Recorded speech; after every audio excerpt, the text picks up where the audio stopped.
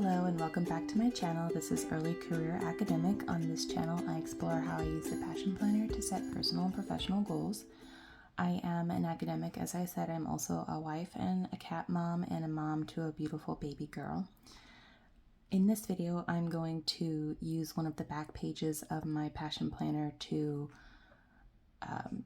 essentially set up a reference page to a concept called cycle syncing, which I'll go more into in the video, but essentially it's something that I do check on my phone every so often, and I just thought it would be really good to have it in the planner and then basically remind myself every time I set up a new week where I am in the cycle. Before I get into that, I forgot to mention that I am a Passion Planner ambassador. There is an affiliate link for any Passion Planner products in the description of this video, as well as a discount code. So you can get an extra 10% off of any purchase, even if it's on sale already. And I do appreciate it when y'all use those links and those codes. I mean, it just makes my whole day when I see that pop up in the Brand Champ website. So thank you, and thank you for those of you who have been sticking around here for a while. Thank you for everyone who gives these videos a thumbs up. It really does make my day, so thank you so much. All right, let's get into it. So you're probably like, how many more Backpage videos is she going to make? But the truth is, you know, I'm not, this isn't like me just trying to figure out what to put on this channel for y'all. It really is stuff that I reference all the time, either electronically or not, and it's, you know, it's helpful to me. So let me talk about what cycle syncing is in case you're not familiar. Essentially, cycle syncing is where you are thinking about where you are in your menstrual cycle, those of you who menstruate, and how it is affecting your ability to accomplish your goals, or, you know, to meet certain health goals that you have set for yourself. Because I think very often we are, those of us who are menstruating are expected to just kind of like be consistently like plowing through whatever we're trying to do all day, every single month. And that is, I think, not fair to our bodies. I'm going to be the first one to say that, you know, I don't let my periods hold me back from doing things I really want to do. And I'm not one of those people who has such severe periods that they have to literally like check out for an entire week.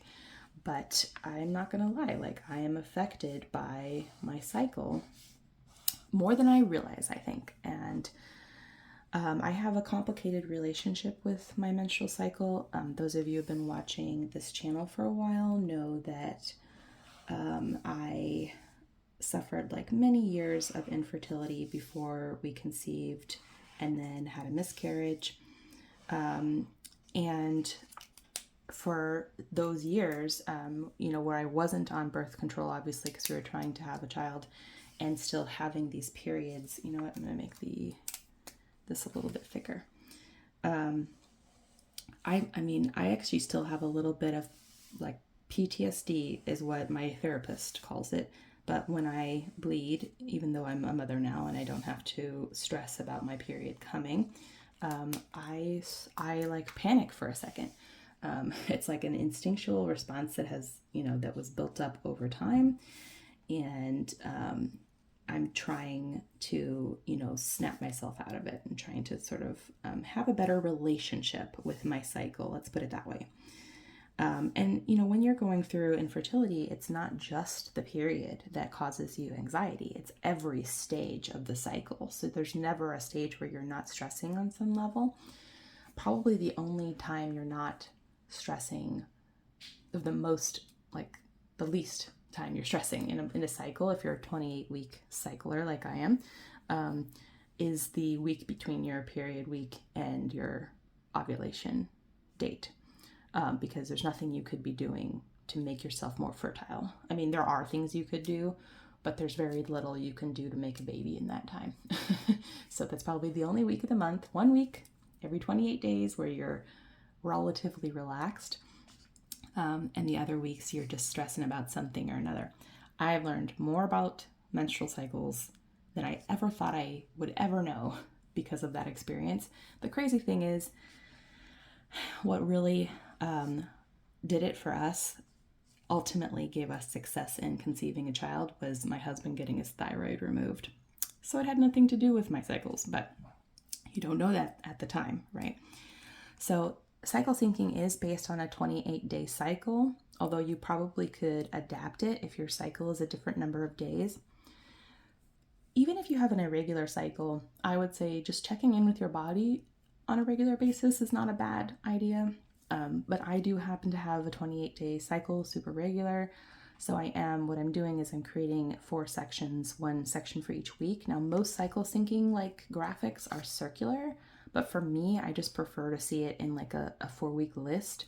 And what they, like the people who have written about cycle syncing suggest is that you think about your energy levels in each of these weeks, what you're motivated to do or demotivated to do, types of exercise and eating that would be most beneficial to you in that point in your cycle, stuff like that. So every so often, I'm like, if I'm feeling just like I'm dragging, I'm like, what point am I at my cycle? And I look it up online. And so I just would like this reference page in my actual planner so that when I'm setting up my week, I can be like, what week in my cycle am I in? And should I tackle this much stuff, or should I take it more easy because I'm going to have like lower levels of energy or what have you? So the first week is the menstrual phase.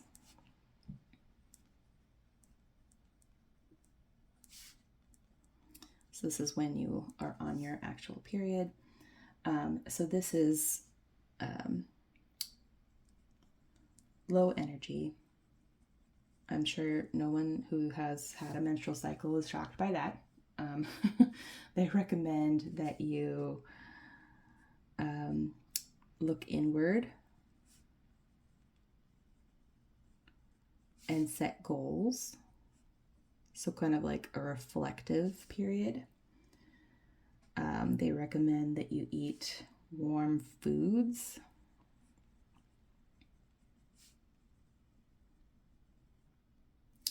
And so things like soups, stews, and stuff like that, rich in iron and protein. And then they recommend that you do like low impact exercise.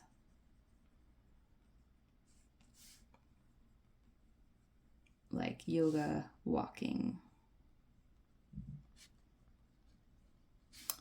I wish I was walking more,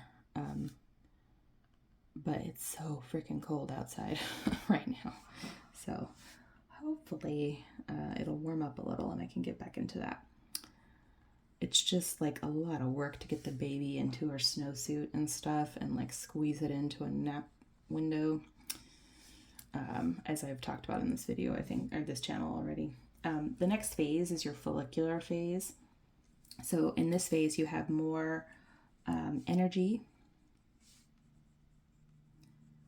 and brain power. And so I'm particularly interested in this because sometimes I do tackle like mentally taxing things and it just seems harder than other times. And I sometimes wonder if it is because of the cycle point. Or not. So this will be helpful to me, I think, in like thinking that through a little bit more. They recommend that you eat protein and veggies. In particular, vitamin E.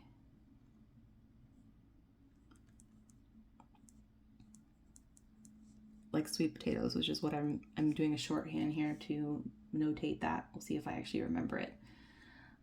Exercise, they recommend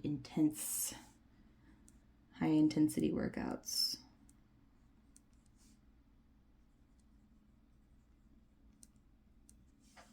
Then the next phase is your ovulatory phase.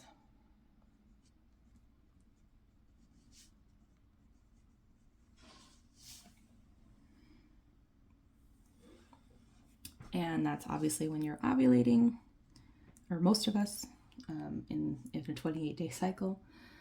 So in this, you have elevated confidence, and of course your sex drive increases. They recommend that you eat vegetables like, what is it, like cauliflower and Brussels sprouts.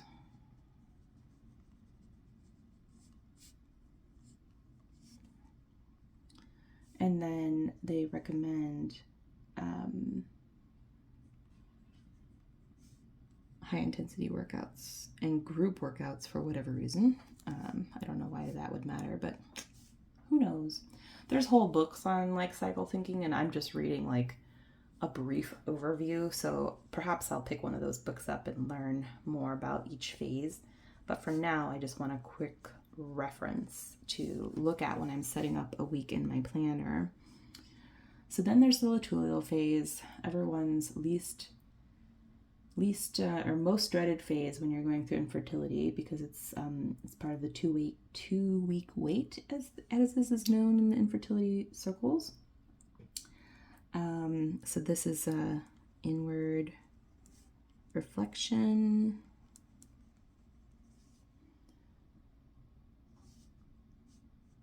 home, spend time at home, and to-do lists, interestingly. I kind of get that though. At least I would do that when I was like really obsessed with like getting through the 2 week wait with my sanity relatively still there. Grounding foods like soups and root vegetables, soups, root veg, and berries. I don't mind having more berries. I love berries. Exercise, stretching, and yoga. Okay. And by the way, I used this Passion Planner highlighter for the highlighting, and I'm going to come in here with stickers from the Women's Empowerment sticker book. I like this page. I just think these little like women doing cool stuff was like kind of the vibe I'm going for on this page. It's also like slightly pink, even though it's clear. So I am just gonna throw these ladies on here. And then I'm gonna come in with just a few other little stickers.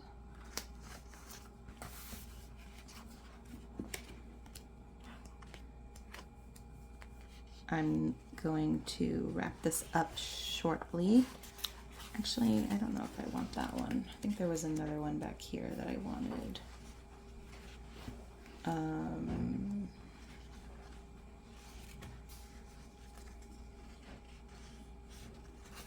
I like this Stay Magical. I am, as I said, trying to, restore my relationship to my cycle. Not that I was ever like a huge fan of menstruating. I mean, let's be real here. It is incredibly inconvenient and uncomfortable most of the time, but I do like want to, embrace it while I have it returned to me. And I want to have a better, less like reactive relationship to it. I think if I am to like fold it into my planning a little bit, then potentially I will be making like strides toward having a better relationship with it. Listening to your body is never a bad thing, whether you subscribe to this particular advice or not. I think, having regular check-ins is good.